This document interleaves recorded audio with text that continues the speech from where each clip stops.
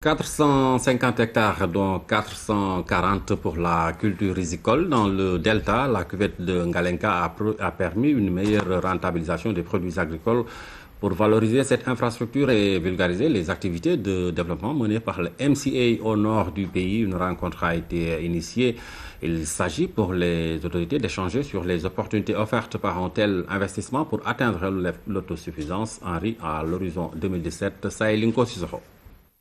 La cuvette du Ngalenka, une infrastructure qui a permis d'aménager d'importantes surfaces agricoles dans le delta.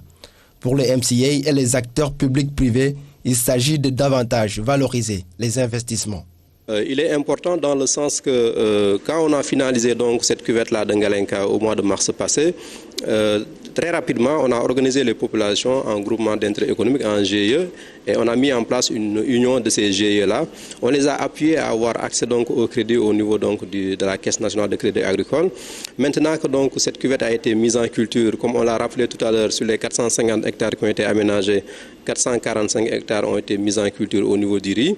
Donc on a organisé cet atelier-là, qui est une rencontre d'échange avec les producteurs. Échanger, informer et convaincre les uns et les autres sur les réalisations du MCA dans le delta du fleuve Sénégal, mais aussi présenter les opportunités offertes par la cuvette du Ngalenka. Cette rencontre se veut optimiste, l'autosuffisance en riz est bien possible.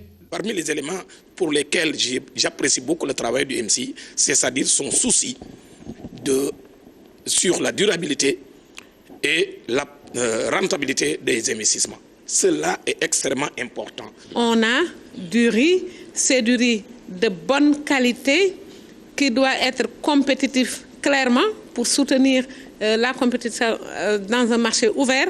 Mais ceux qui le consomment comme moi savent qu'il n'y a pas meilleure qualité de riz que ce riz-là.